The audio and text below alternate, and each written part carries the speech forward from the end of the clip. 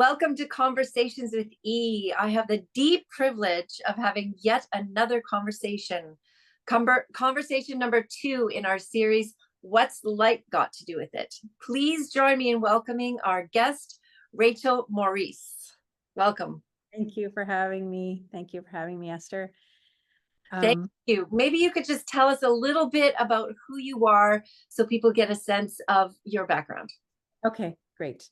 So I'm Canadian and I worked as an anesthesiologist for close to 20 years in Canada until 2021. So it's been just over 3 years now that I have not been working clinically as an anesthesiologist.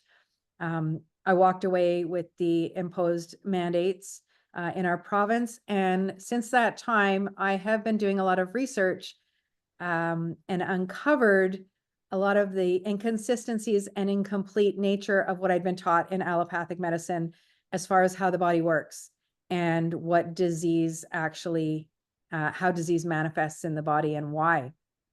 And I came across a neurosurgeon out of the US named Dr. Jack Cruz, who crumbled the entire foundation of everything that I had learned in my traditional medical education, which was a bit disturbing at the beginning, but now very exciting because what I have come to understand now is how to truly help people restore and return to their wellness, which is not something that I was able to do in the allopathic medical model.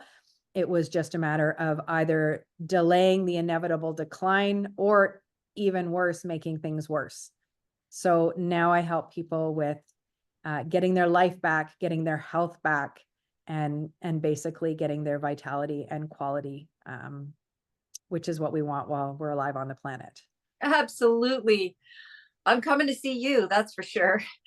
Today, our topic, I'm just going to look at my notes here just so I get the title right. We're talking about circadian rhythms, how light and dark cycles are deeply intertwined with the whole state of our health. So maybe start us off, Rachel, by telling us, what are circadian rhythms? Yeah, that's a great question. I think I might have learned one sentence about it when I was in medical school. Yes. So we have light and dark cycles. People understand we have the sun come out during the day and then the sun, sets, and then we have darkness at night. And we know we're supposed to sleep at night and get up and do what we want to do and work and play during the day. But what I was not taught was these light and dark cycles are very intimately tied to our physiological processes, every single one of our physiologic processes in the body. And so basically what happens is our body runs on a 24-hour-ish clock cycle. So every cell in our body has to know what time of day it is so that they know what function to perform and when. And we've got, if you think about it, on the low end, we have about 100,000 reactions going on every second of the day in every single cell of the body.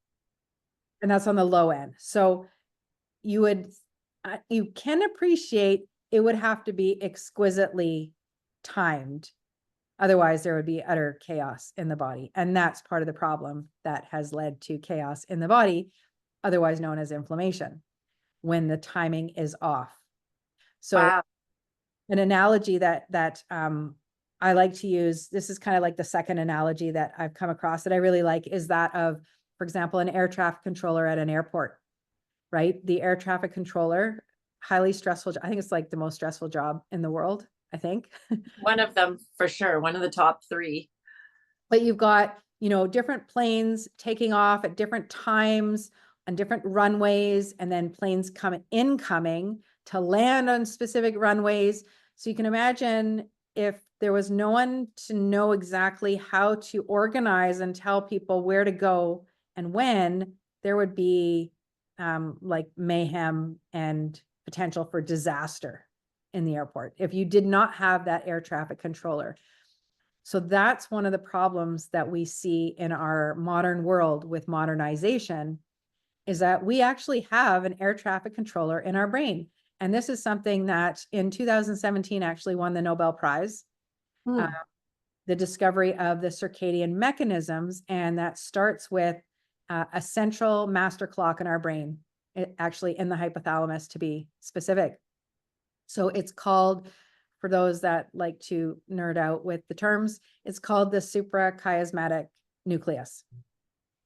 So that is the receiver of the blue light outside that tells us the time of day. So that when I was talking in the last time about sunrise being the most important time of day, our master clock in our brain is most sensitive to the time of day at sunrise and at sunset to basically set our whole circadian rhythm and allow us to know what time of day it is. So at sunrise, and it's specifically sunrise, not daybreak, because there's daybreak where there's a little light outside, but at sunrise, where you can tell, on weather apps, it will give you the time that sunrise.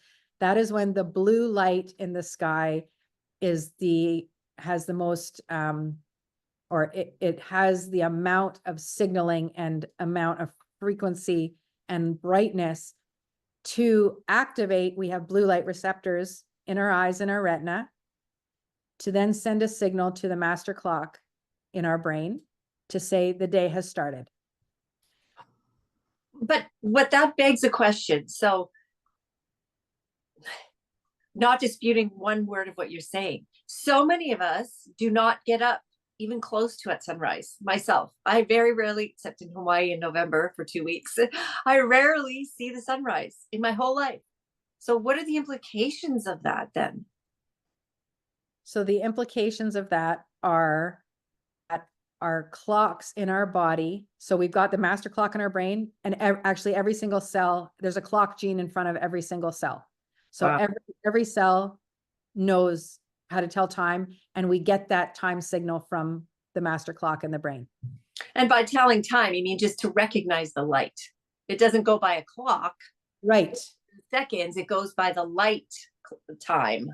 Yes. And so explaining that a little bit further, the blue light is the one that changes sort of most dynamically throughout the day. So there's little blue light. The temperature is, I think, at sunrise around 1500 Kelvin. And then the intensity rises until solar noon. There's more blue light. There's more temperature. And then it hits solar noon, which is the most intense. And then it starts to decrease until sunset. And so that escalation and then the decline is how our body tells time of day. Hmm. And what does that have to do with, say, cortisol or our hormones, reproduction? So at sunrise, so what I like to, I'm just going to take a step back before that, just to explain that most of us understand that we see light outside as white light, but when there's rain, we see a rainbow, or when light goes through a prism, there's, the red, orange, yellow, green, blue, indigo, violet. We also know there are colors that we don't see. We know about ultraviolet light because we know that helps us make vitamin D, and we get a burn or a tan. And we also know about the infrared light that is invisible as well, below the red. So those are the main signals that our body actually operates under.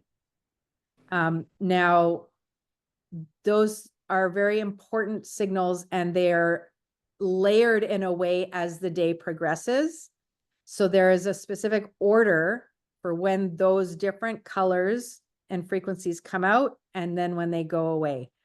And that order helps us with things like you're asking me about the hormones. So at the beginning of the day at sunrise, that is the blue light signals to our brain that the day has started and to start releasing cortisol. So it is a slow trickle of cortisol that we're supposed to release at sunrise, because cortisol, we hear about cortisol being bad, and it's the root of all of our chronic diseases. And that is because we have an overabundance of cortisol and it never turns off. Right. So problem with too much and at the wrong time, and basically not turning off. So cortisol is what gets us up. It gets us alert, focused. Ancestrally, that was the time of day where, okay, it's time to get up. We got to get ready. We got to fuel our body. We got to feed ourselves because we need energy, because we're going to go out and hunt and gather food and chase after predator, or chase after not predators. We want to evade predators, chase after our prey, whatever food it is that we're getting. So we need energy. So that at the beginning of the day, at sunrise, cortisol is released, but also the other pathway that takes place. So you've got cortisol release, but you also have the signal for the reproductive hormones to start being made.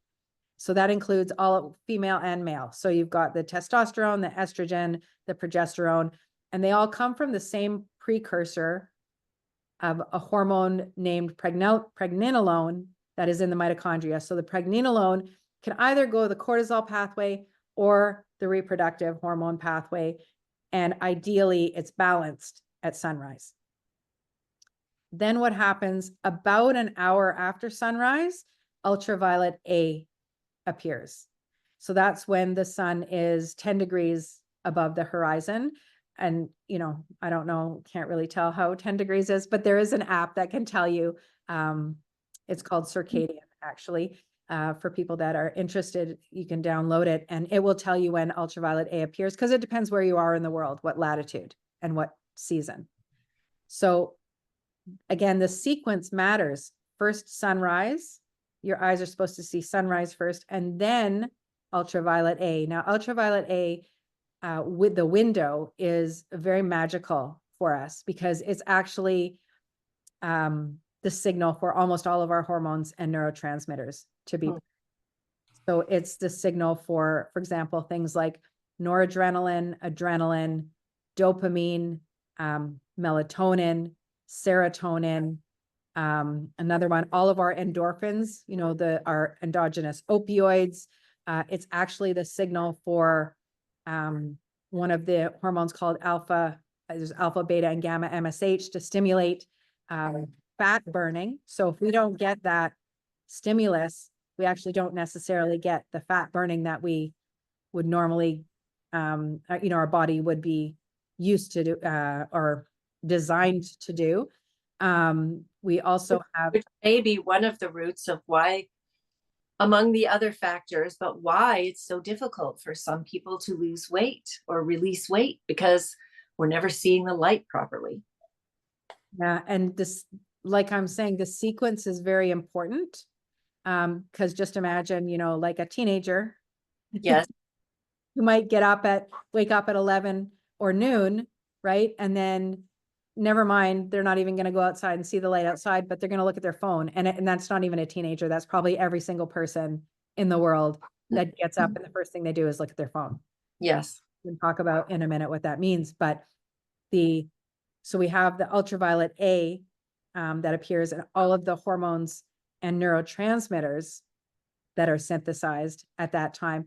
And then ultraviolet B appears. And that's actually important because, I mean, we need ultraviolet B to make, you know, vitamin D and melanin. Melanin is, I could talk for hours on melanin. It's a miracle molecule. It's not just about tanning at all. It's actually incredible.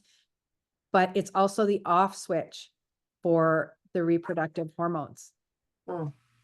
So the on switch, which I talked about earlier, is the blue light.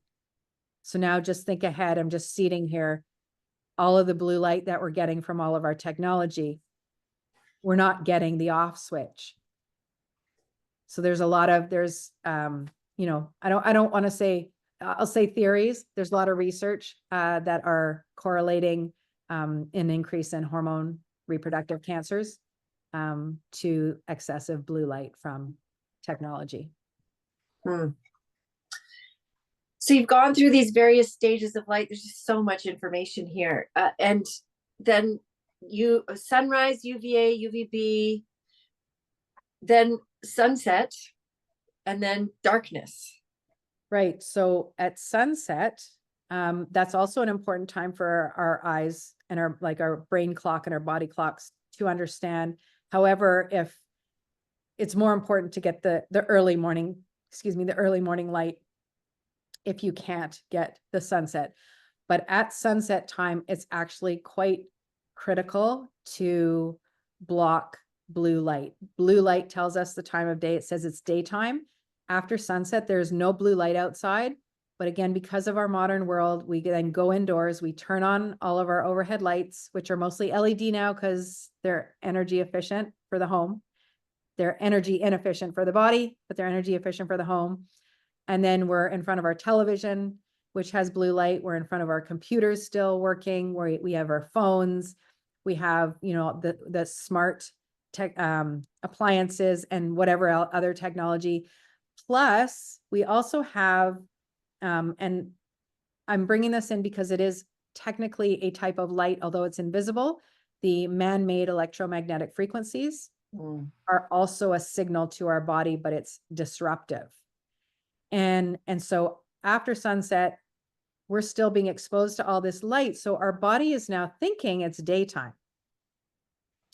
And most of us understand that nighttime and sleep is when we do all of the repair and regeneration. So we're not using our body during the day, anything that needs to be fixed. Just like you take your car in to get fixed, we have our sleep time when all this stuff is supposed to get fixed. And one of the master hormones that actually tells the immune system which cells need fixing and repairing is melatonin. We think of melatonin as just for sleep. Melatonin does a lot more than that. And it's a master signaler to tell the body what parts of the body need repairing.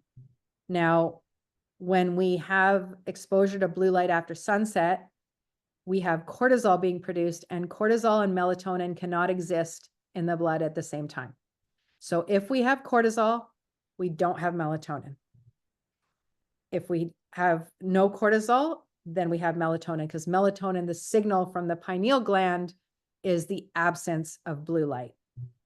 So if we are exposed to artificial light after sunset, we have cortisol, therefore we don't have melatonin, and we don't have, again, it's all about sequencing and timing, because our body runs on a 24-hour clock.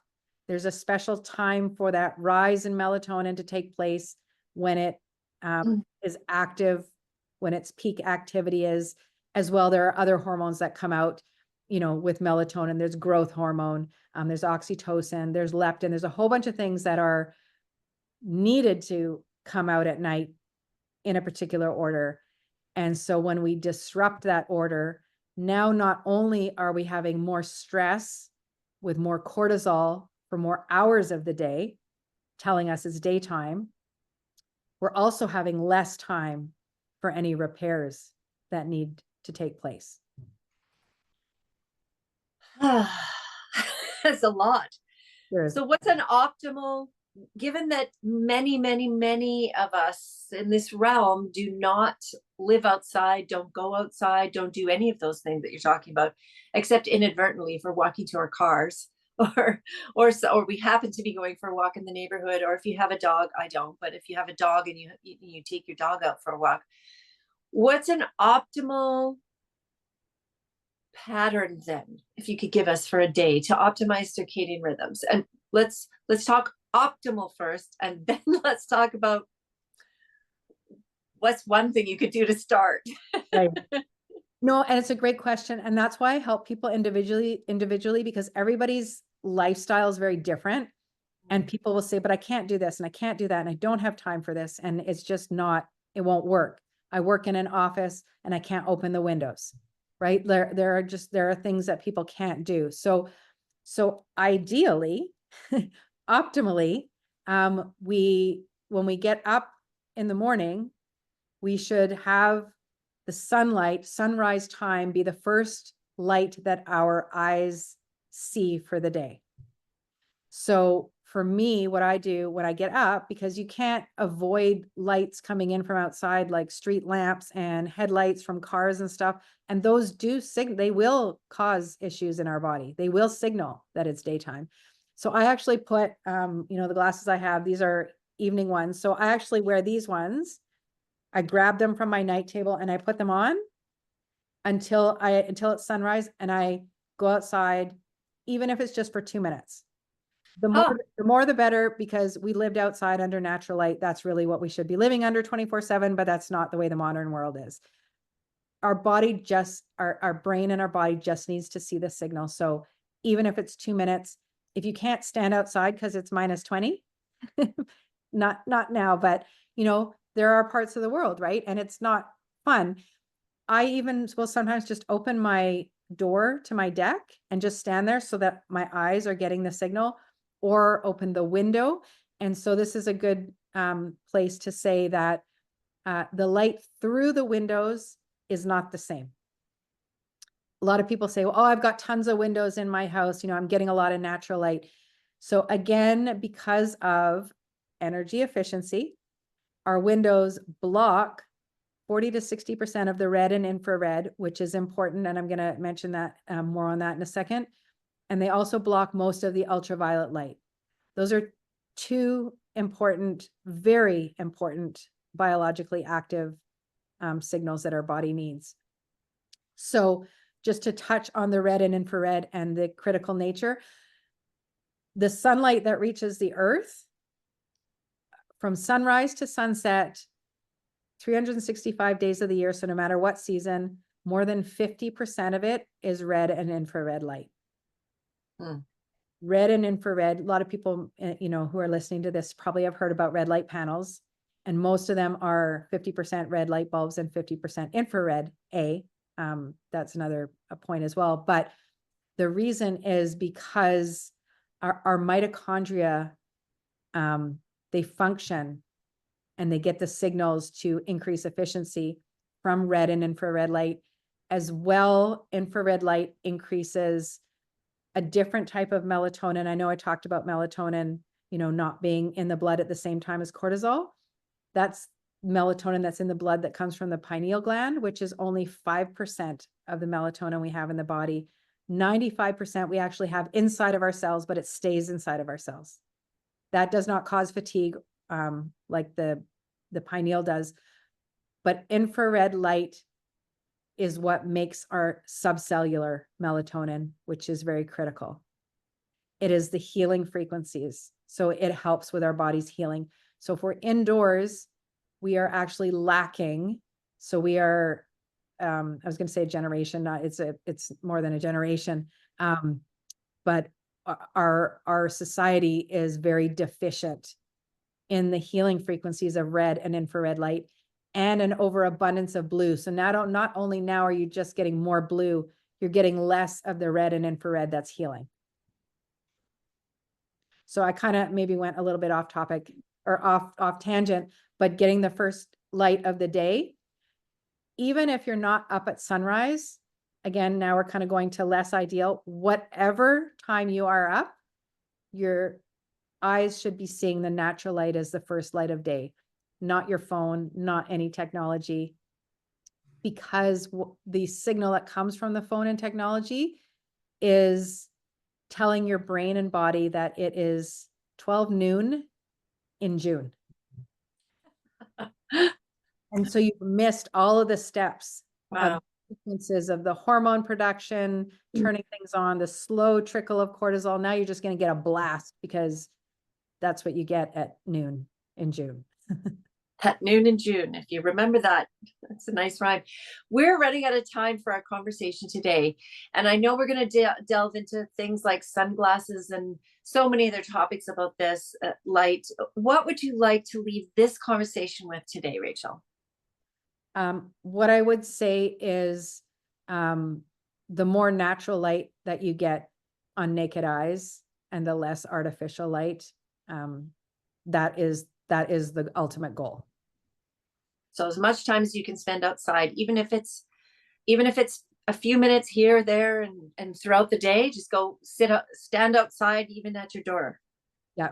Even if it's just to reset every hour, every 2 hours, just to synchronize your brain and body. And if you can't get outside, you can open windows. It allows all of the frequencies to come in. If you're in your car driving, and this used to drive my kids nuts, but in the winter, the windows are open a little bit. Excellent. Wow. There's so much more to discuss. So thank you for being here today. And we will continue on with episode 3 in our next conversation. Stay tuned. Thanks, Rachel. Thank you. And we're doing this because you matter.